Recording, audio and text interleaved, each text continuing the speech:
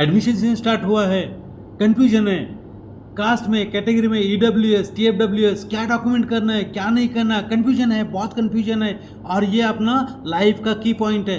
So to understand क्या एक बार फिर आपका स्वागत है आपका अपना चैनल ऑल शिक्षा में.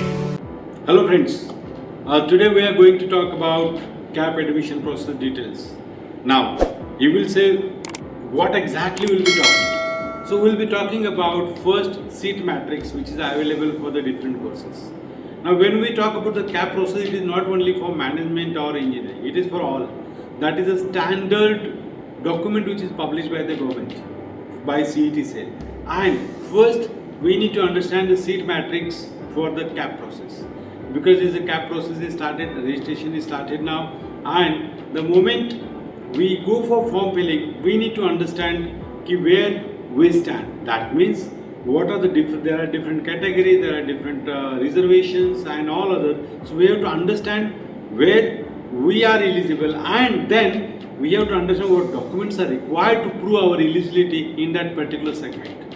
So first we will understand the reservation in the CAP process.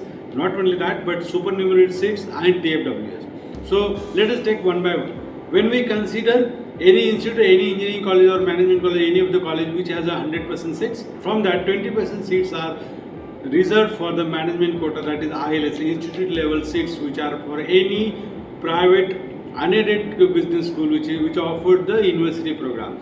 So 20% are there for that, and out of remaining seats, the distribution is like that. 52% seats are given to the reservations. That is particularly when we talk about the reservation means all your caste reservation, that is SC, ST, NT, OBC and SBC.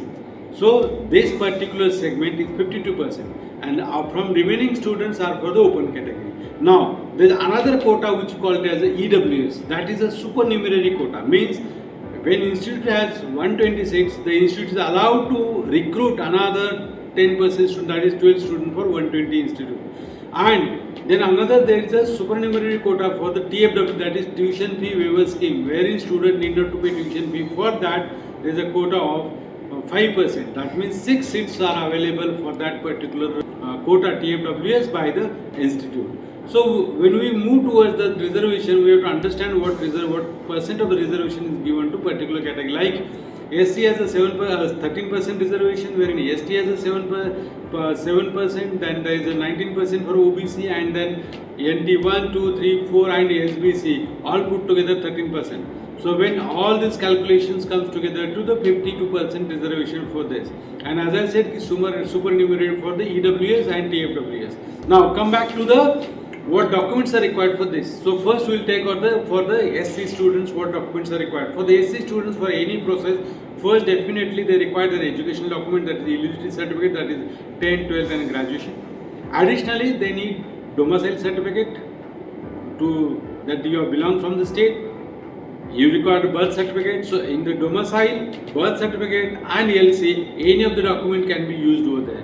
So a student who is born in Maharashtra or Mumbai, so he is a domicile student. So if he do not have domicile, he can use his LC, which is at the 12th or 10th, that he has completed his 10th and 12th in the Maharashtra, and then at the same time his birth certificate is also equally important for this. Then importantly, caste validity certificate, caste certificate and caste validity. Now this is the main crux, wherein many of the students have not applied for the caste validity. Now the students, those are studied from the science background, they are already their caste validity because they have done engineering. So for the professional courses, caste validity certificate is given at the 12th only. But in terms of commerce, BMS, BA, BBI, non-technical, non-professional courses, the caste validity is not there. And many of them are now rushing towards the caste certificate and caste validity. One thing understand here, if you are not producing your caste validity certificate before the last date of admission, your admission claim has been going to be cancelled, and that seat will be cancelled by the CET. It will be given this seat to the institute level for that particular institute. So what you have to do is you have to firstly run behind the caste validity certificate.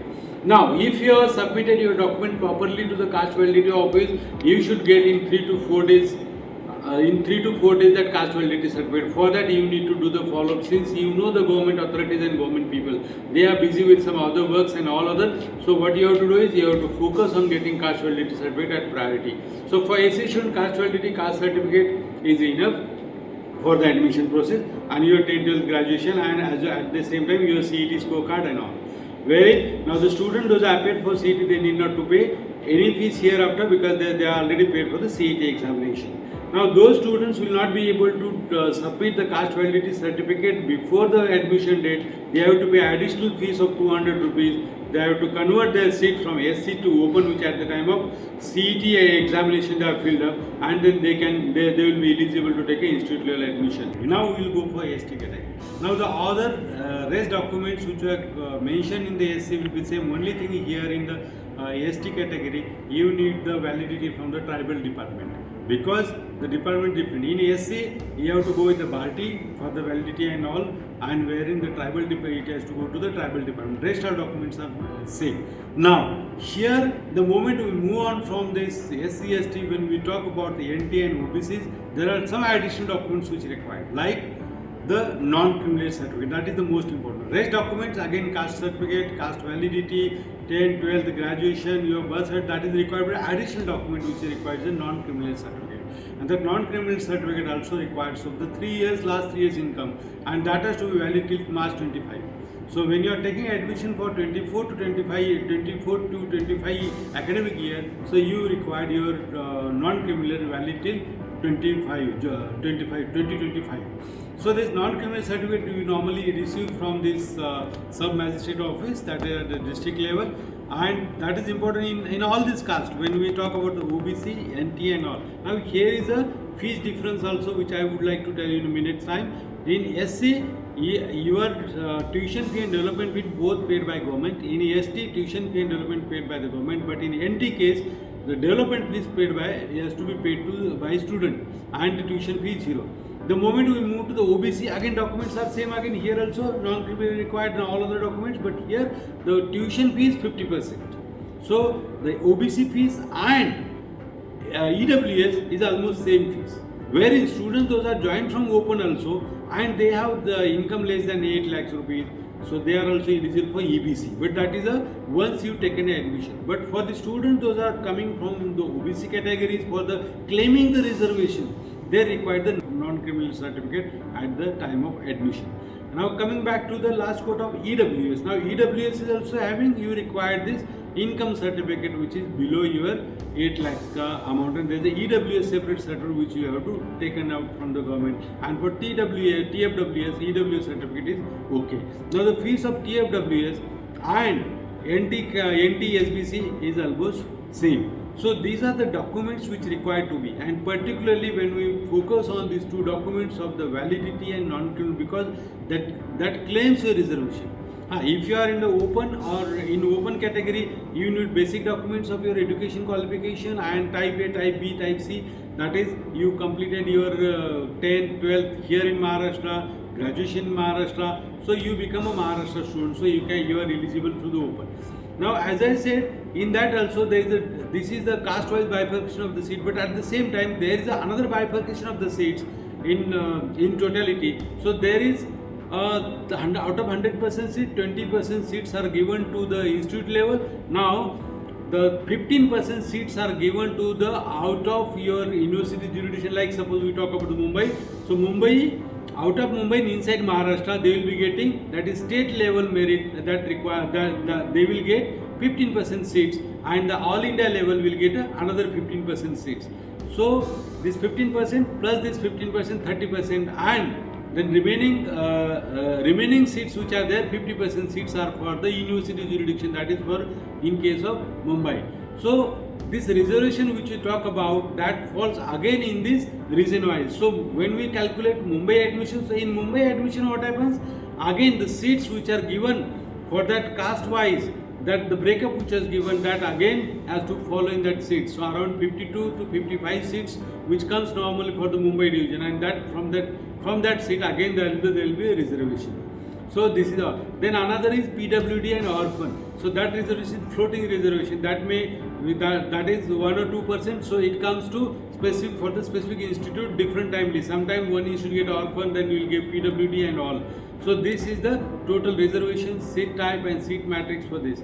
But at the same time, what is more important here? Your merit score, and merit score in the category as well as in open, state level and central level. That is EI level, state level and your category level. So there will be 3 merit lists which will be there. Once you do registration, which is starting now, so from that registration, when you start registering, you will get a merit list. According to that, you will be able to understand which institutes you are going to get. I think this is the information which I would like to circulate to the students. So if you have any questions, queries, you feel free to comment on the below video. You can comment the questions in the comment box. I will definitely answer your questions in the upcoming video. Thank you for watching my video. Do like, share and subscribe, and to make it viral for the students, friends, community, those are really looking for this kind of knowledge.